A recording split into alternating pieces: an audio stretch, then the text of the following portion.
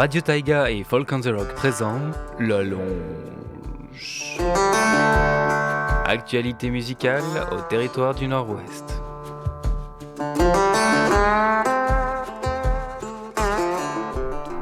Aujourd'hui, nous avons le plaisir de recevoir Carmen Braden à Radio Taïga pour une entrevue exclusive revenant sur sa carrière d'artiste musicale, ses inspirations également, ses performances.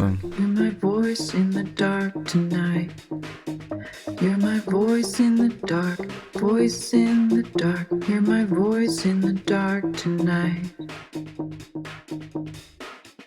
When you're the first one awake, you have to believe that everyone is still there, just sleeping, not disappeared off the face of the earth. And aliens replace all the taxi drivers in the dark, voice in the dark. You're my voice in the dark tonight.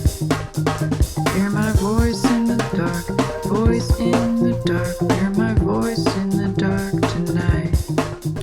Alors, Carmen est une artiste qui a grandi à Yellowknife et pour ceux qui n'ont pas déjà eu la chance d'avoir performé ou de l'avoir rencontrée simplement dans les rues, je la laisse se présenter.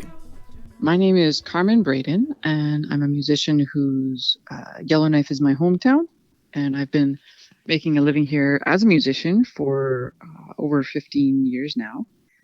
And it's a place that I love to live and make music. I am a composer, which means that I write music for kind of concert stages in a more kind of classical tradition and history, not necessarily meaning it sounds like Mozart, but it's kind of in that same lineage. And I also am a singer-songwriter, and my last album is really heavily into that genre. And with that, I love to perform my own original music with bands or duos and trios, and that's what's happening with Folk on the Rocks this year. I also do, musicians tend to do lots of things, right? So I also do some concert production and some teaching and collaboration, theater work. I love being involved in the creative process of making music in lots of ways. Got all the love in the world, filling you up and no one to give it to, no way to let it out. Just got to picture someone, anyone, real or imagined, then you won't drown in it. Nous étions curieux de savoir qu'est-ce qui l'a influencé dans son parcours musical, ses origines, finalement dans son enfance et son adolescence, qui lui ont permis de développer sa propre identité musicale. Yeah, so when I was a teenager, the things that I was ingesting in my ears were a lot of the Canadian female pop singer-songwriter stars of things like Sarah McLachlan, Alanis Morissette, kind of that era. And then I also had albums in my house from my parents' record collection of songwriters like Joni Mitchell or kind of American kind of folk rock things like Paul Simon, Randy Newman, Harry Nilsson of the kind of 60s, 70s heydays. And those songcraft creators really grabbed my ear and gave me a love of lyric and text. And later I started to get to know the works of people like Leonard Cohen, Tom Waits, more, and the lack of kind of, that's a weird thing to say, the lack of consistency in their sound I found really inspiring, how they never seemed to want to redo themselves. They were always very open for doing something that was very different than what they had. Miles Davis is another kind of inspiration for me in the jazz world. If you look at people like Miles Davis's career, it was incredibly diverse, and that kind of curiosity was something that I was really attracted to. Eventually, I started to learn more about classical music, and kind of I call him my gateway drug composer was Debussy.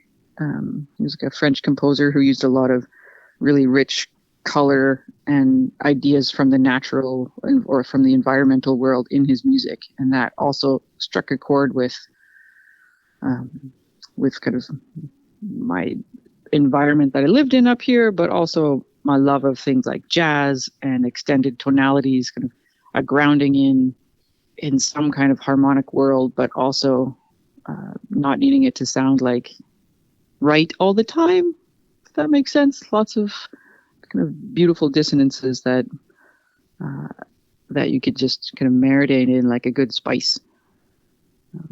So those are some of my influences when I was really starting to be a creator.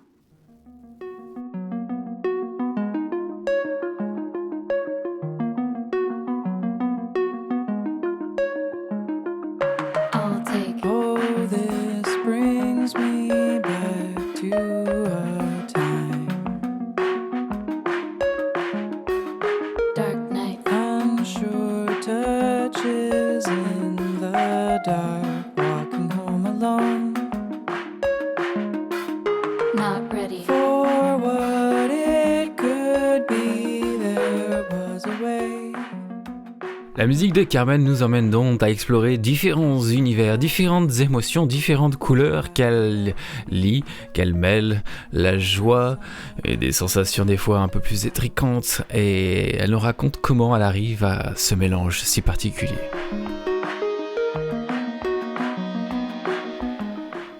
I'll probably point to my kids right now because I've got 2 young kids, and all of the qualities you just described so generously, thank you, are what I encounter in my family life every day right now, and that's I think where I'm drawing a lot of inspiration and freedom, because when you look at kids and how they create things, whether it's like visual art or making sounds or dancing, there's a real kind of freedom from a lot of the limitations that we end up kind of putting on ourselves or society kind of squashes on us.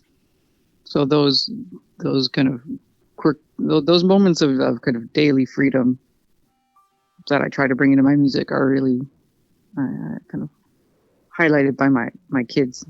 Too quickly they seem to say,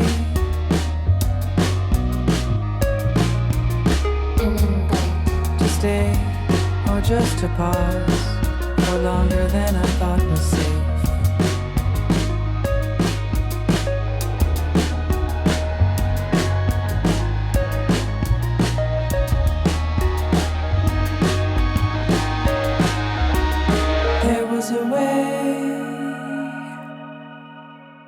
Les extraits que vous avez pu entendre dans cet épisode sont extraits donc de son album A Hard Light qui est sorti à la fin 2024.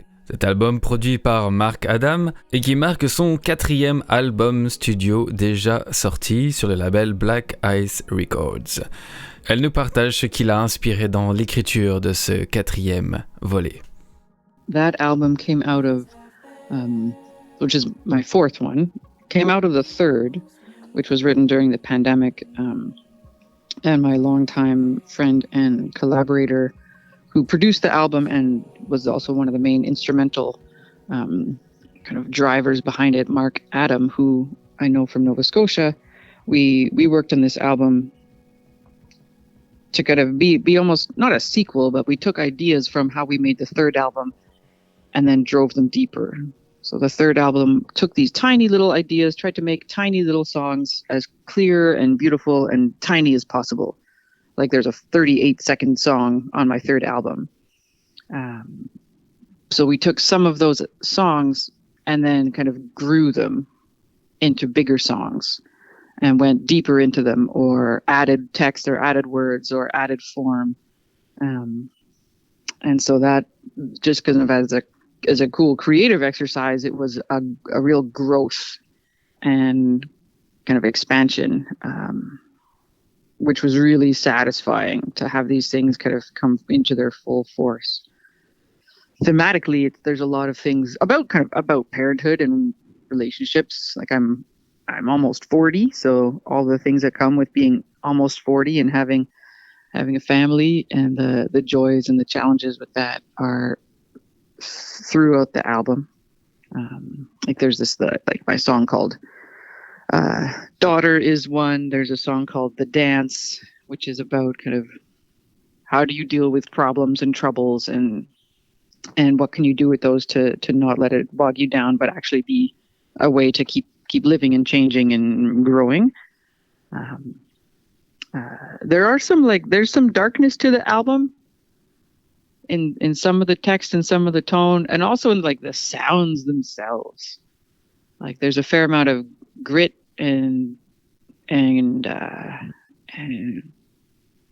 of dark, somber colors within a lot of like intense grooves, and that feeling really kind of matches the tone. I think I was trying to describe to a friend, and I was like, some of the songs are about dark memories, not necessarily things that were like bad, but things that happened in the dark. Et sans plus attendre, voici donc la chanson d'auteur de son album A Hard Light.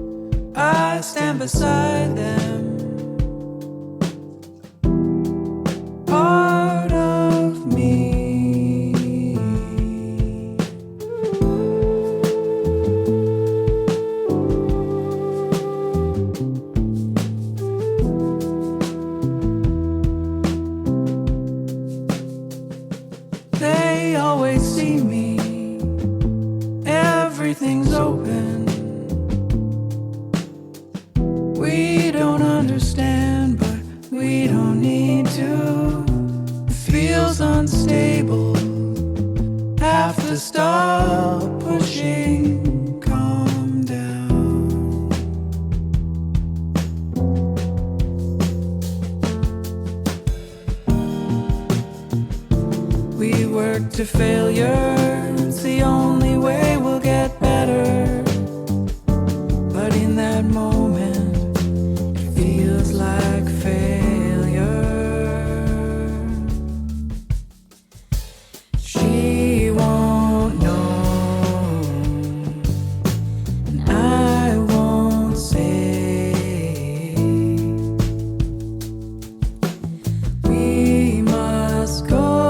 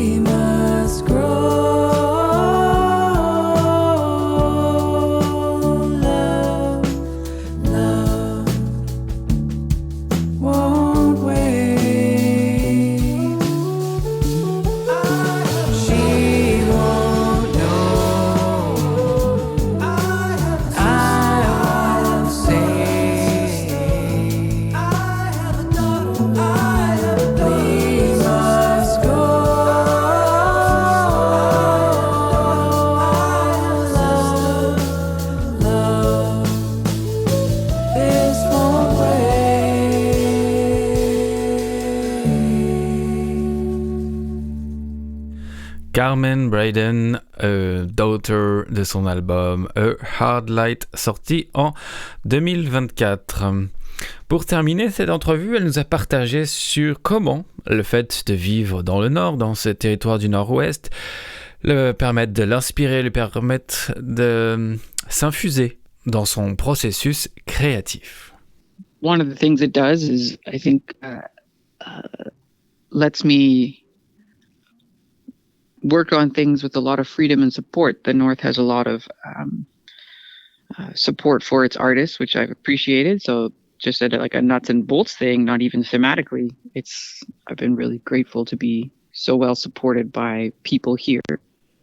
So living in the North, that just is a basic influence that has been a great thing for my career. I've been able to live up here and make a full-time career as a musician, which is hard to do in most places. And then, thematically, when I was in my undergrad, I started to learn about people who had kind of in the 60s and 70s in Canada, it started this movement where they were looking at the environment and the sounds in the environment as a way of a way of approaching music, but also ecology and sound ecology, or acoustic ecology is one way to put it. And it's literally just the sounds around us. Our instead of saying our landscape, we would say our soundscape. And starting to open my ears up to that in a way that showed me a lot of like the beauty that we have here in our soundscape, which is I'd say pretty austere and subtle. There are things that happen at the soundscape level in the subarctic and around Yellowknife that are not in your face. Say, like if you went into the jungle and you would hear kind of this really rich and varied and loud like biophony of the sounds made by animals, or if we were on an ocean and we would have all of this kind of these waves and wind, kind of geophony, which is sounds made by the earth. Things like the sounds of the lake ice, which changed dramatically through the year, was something I tuned into really strongly during when I was doing my master's in music, and